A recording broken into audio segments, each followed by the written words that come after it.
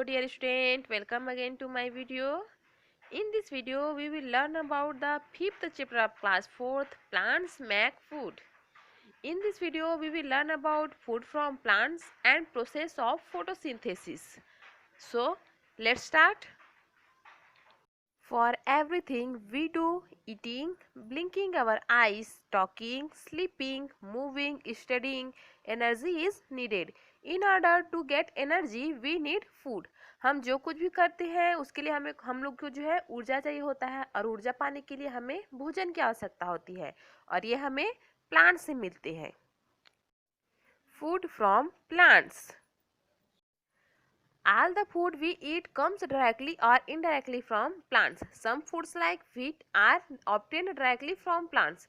They are then changed to a form which can be consumed by us. हम जो कुछ भी खाते हैं वह प्रत्यक्ष या अप्रत्यक्ष रूप से जो है पौधों से ही आता है. जैसे कुछ खाद्य पदार्थ जैसे कि गेहूं सीधे पौधों से प्राप्त किए जाते हैं, फिर उन्हें ऐसे रूप में बदल दिया जाता है जो हमारे द्वारा उपभोग किया जाता है. जैसे गेहूं को हम लोग जो है आटा बनाते हैं, आटा से जो है चपाती बनता है, ब्रेड बनता है एंड नूडल्स बनता है जिसको हम खाते हैं. Dairy product and meat are got from animals that ultimately depend on plant for food. Dairy उत्पाद और मांस जानवरों से प्राप्त होते हैं जो अंततः भोजन के लिए पौधों पर निर्भर करते हैं. So, you see animals depend directly or indirectly on plant for food. The energy content in food flows from plants to animals, so animals cannot survive without plant. जानवर भोजन के लिए प्रत्यक्ष या अप्रत्यक्ष रूप से पौधों पर निर्भर होते हैं. भोजन में निहित ऊर्जा पौधों से जानवरों तक प्रवाहित होता है, इसीलिए जानवर पौधों के बिना जीवित नहीं रह सकते हैं. How do plants make food? Green plants make their own food. The food they make from the source food for animals and humans they eat. The important word here is green. Leaves of green plants contain a substance called chlorophyll which help a plant to make its own food. The food which is made is green leaves of plant is transported to the other part for use. A lot of food gets stored in fruits and seeds. Some plants store food in roots or stems too. We eat this part of a plant. हरे पौधे अपना भोजन स्वयं बनाते हैं. हरे पौधों की पत्तियों में क्लोरोफिल नामक एक पदार्थ होता है जो एक पौधे को अपना भोजन बनाने में हेल्प करता है. पौधों के हरे पत्तों में जो भोजन बनता है उसे उपयोग के लिए दूसरे भागों में पहुंचाया जाता है. बहुत सारा भोजन फलों और बीजों में जमा हो जाता है. कुछ पौधे जड़ों और तनों में भी भोजन का भंडारण करते हैं. हम एक पौधे के इन सभी भागों को खाते हैं. We eat roots of carrot, beetroot, radish and turnip. We eat stems of sugarcane, potato, ginger. We eat leaves of spinach, cabbage, mint. We eat fruits of orange, grapes, banana, apple, mango, papaya. And we eat seeds of pea, beans, etc. Now let's learn about photosynthesis. Leaves are the kitchen of the plant. They trap sunlight to prepare food for the plant using carbon dioxide and water. The chlorophyll traps sunlight and uses it to make food. Carbon dioxide and water combine with each other to form food. The process by which green plants make their own food using water and carbon dioxide in presence of sunlight is called a photosynthesis. पत्तियां पौधे की रसोई होती हैं. ये सूर्य प्रकाश, पानी और carbon dioxide का यूज करके भोजन तैयार करती हैं. क्लोरोफिल सूर्य के प्रकाश को ट्रैप करता है और इसका उपयोग भोजन बनाने में करता है. कार्बन डाइऑक्साइड और पानी दोनों कंबाइन होते हैं.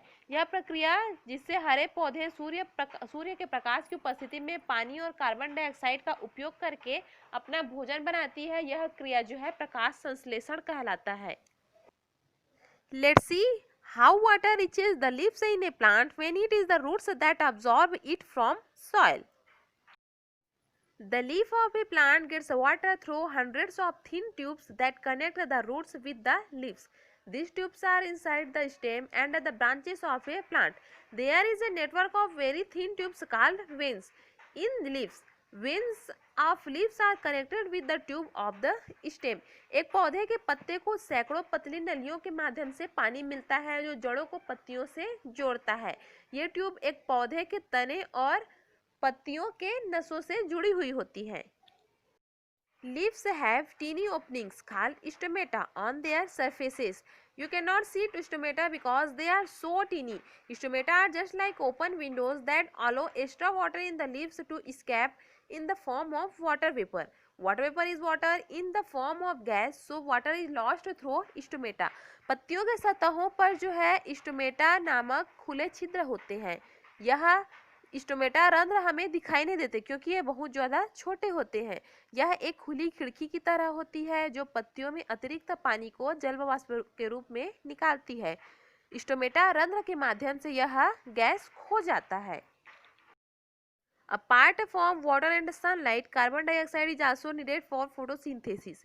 Carbon dioxide gas is present in the air around us, so it is simply entered into the leaves through the stomata.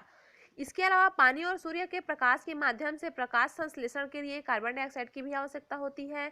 हमारे चारों ओर हवा में कार्बन डाइऑक्साइड गैस जो है मौजूद होता है। यह केवल स्टोमेटा के माध्यम से पत्तियों में प्रवेश करता है। Products of photosynthesis. Oxygen gas and food are formed in the process of photosynthesis. Food is stored in different parts of plant in the form of a substance called starch. Starch forms the main food source for humans and animals. Oxygen gas produced during photosynthesis is used by living things to breathe. प्रकाश संश्लेषण की प्रक्रिया में oxygen gas और भोजन बनता है। भोजन पौधों के विभिन्न भागों में स्टार्च नामक पदार्थ के रूप में संग्रहित किया जाता है। स्टार्च जानवरों और मनुष्यों के लिए मुख्य खाद्य स्रोत बनाता है। प्रकाश संश्लेषण के दौरान पैदा होने वाली ऑक्सीजन गैस का उपयोग जीवित चीजें द्वारा सांस लेने में किया जाता है। So dear student, this topic is over. I hope this video is helpful for you. Stay happy, read a lot and take care. Bye bye.